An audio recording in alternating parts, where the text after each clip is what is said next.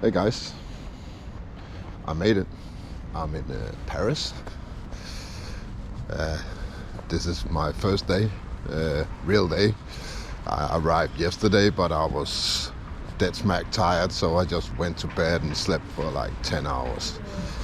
So this is officially my first day here, and they're speaking a language I don't understand, but that's all right.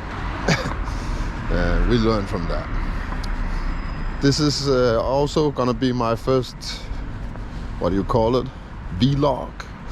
I'm gonna do one every day where I'm speaking about what I'm doing in Paris, and we're gonna have a day where we're looking at buildings and stuff like that. And for a little surprise, I'm going to Venice on my way home, so we're gonna get a close look at all those old buildings in Venice. So I'm spending 24 hours in Venice. I'm looking forward for that as my main architecture moment. But I will go in the center, and we will look at some of the old buildings here in Paris, especially the cathedral. I want to film them. Yeah, we're gonna get a quick look at the Eiffel Tower.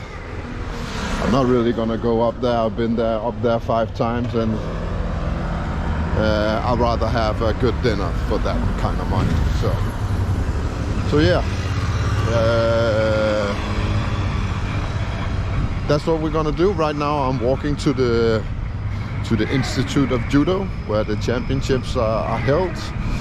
So I'm just gonna keep yapping until we get there. I'm gonna give you a tour.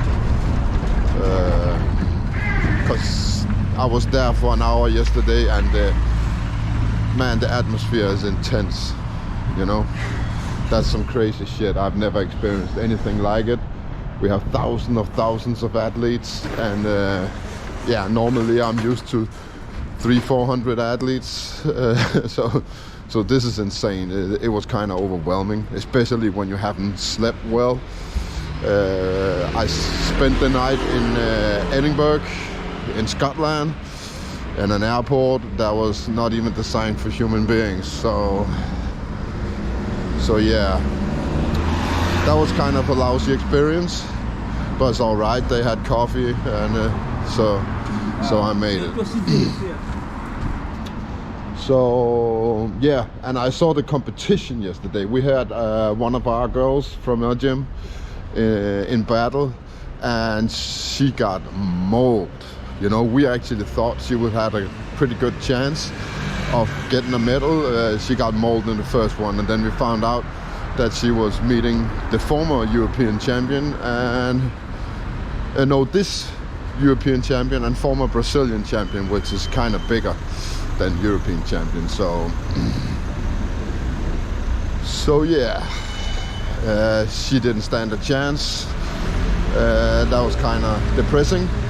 But when you're looking at all the matches, even the white belts look tough, you know. The level is insane. I can't even express it, you know. Those white belts doesn't look like white belts in my gym. They would be blue belts, you know. So, but that's how you roll in the championship. You come in your end of your belt, and basically that's why you want to go when you want a new belt, you know. Except you're me. If you're me, I only have 1 stripe on my blue belt. So yeah, got mine in May. I saw on the internet that some of these guys has had blue belts for 4 or 5 years, man. So that's kind of insane. Can't even imagine how good technical they will be. So I've been bulking up and trying to make myself as fit as possible. Yeah, so that I can level out maybe some of that technique with some power. Now I'm kind of doing as I'm doing at home, just walking across the street. I've heard that is a bad idea down here, so let's try it out. I'm fighting Thursday, so They can arrest me for a day if they want. But yeah, things are different here. So things are very different. If we go for the 2020 era, you know, there are more masks here than there are back in Denmark. But it's more like the weaker part of society. It's, you know, it's the elderly and it's the disabled people and stuff like that. So, and it's tourists, of course, you know. So it's not that bad, but it is worse than home. So you still see the remnants of the 2020 era here.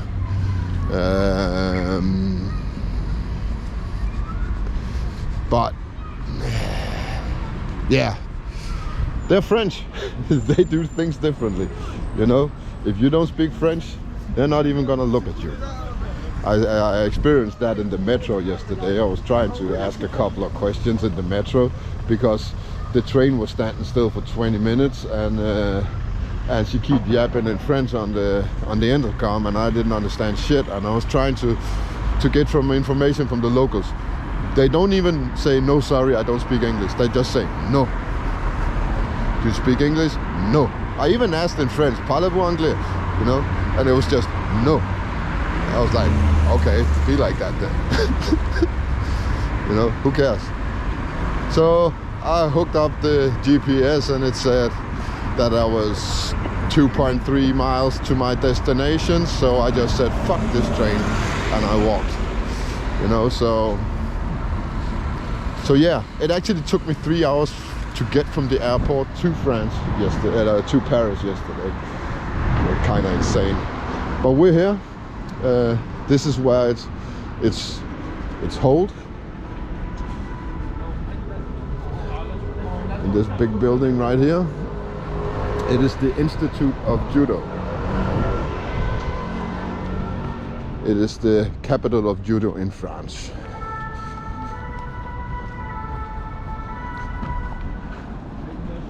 So yeah, I think I'm allowed to film in the hall, but I'm not allowed to film I don't know how far I can go with this camera, but I'll put you in a pocket just for a second while I'm entering.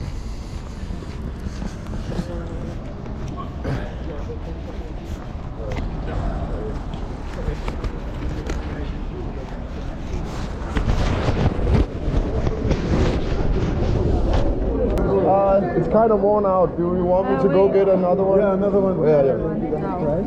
For example.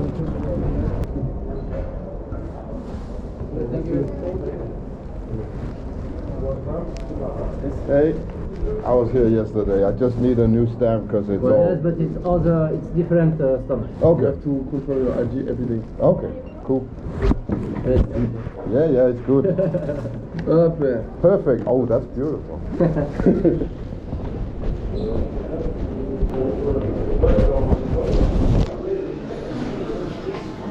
All right, sorry about that, guys. I have to go through the other entrance. Apparently, I need to get a new mark every day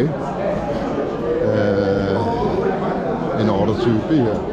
But as you see, it's busy and it's noisy as fuck.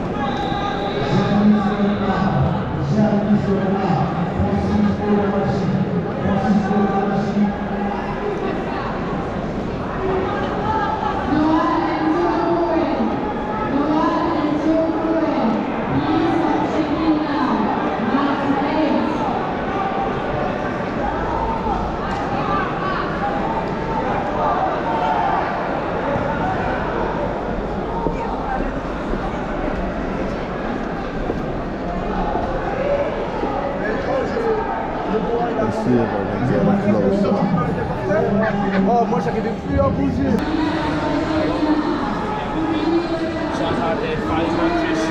The VIP area.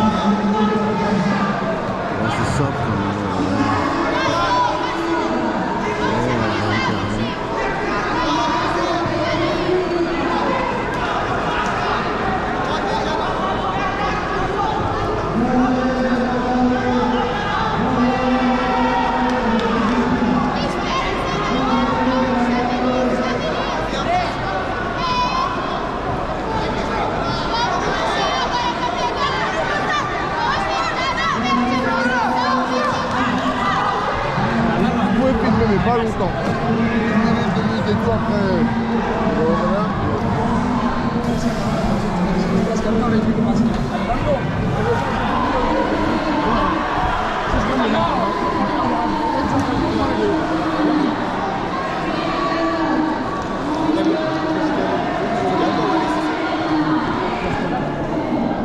There we go.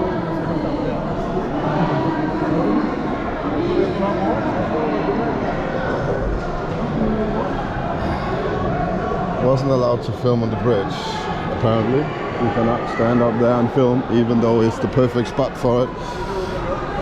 They don't want you to get good pictures, you know. They're probably making a ton of money. All the mats have cameras pointed at the mats.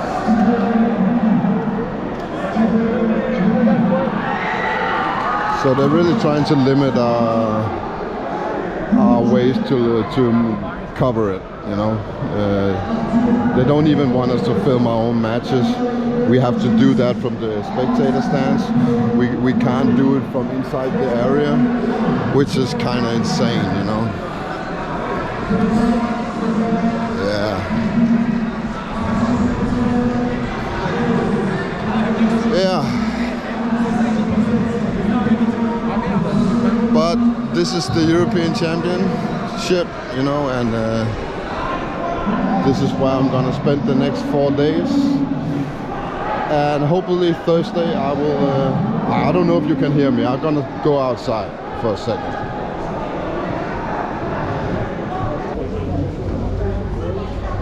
So yeah, this is it. I'm gonna go out here so we can communicate. But you got a little whiff of it. But in there it's much, much worse. I promise you. I can't even hear my own thoughts in there. It's insane.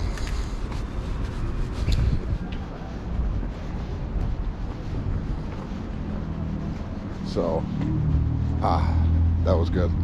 A piece of silence. And that's where I'm gonna spend my next 4 days. I'm fighting on Thursday, for those who are interested. Fight Thursday at local time. It's 7:50 p.m. So I don't know what that is in your time. You have to do the calculation for yourself, but it's kind of like noon in America. So Central Standard Time, I think it's noon. So yeah, It's a big place. As you see, this center is one of the biggest sports centers in France. It is insanely big. It goes for almost a mile that way, where you have tennis courts and all kinds of shit. So yeah, it's a big deal for me, and it's good to be here, you know. And now I feel those little tingles in my stomach, you know. Mainly because I'm hungry, but also because I have to compete in 3 days. So yeah, it is what it is. I'm gonna go and grab something to eat. So I guess this is it for today. I'll make another one tomorrow, but it's not like it's tomorrow. When you watch this, I'm at a computer and uploading it, so you might get 2 or 3 of these at the same time, you know, but they are different days. So this is it. This is the Polar Bear checking out from Paris. I'll see you tomorrow when I will take you to town and show you some buildings. Peace.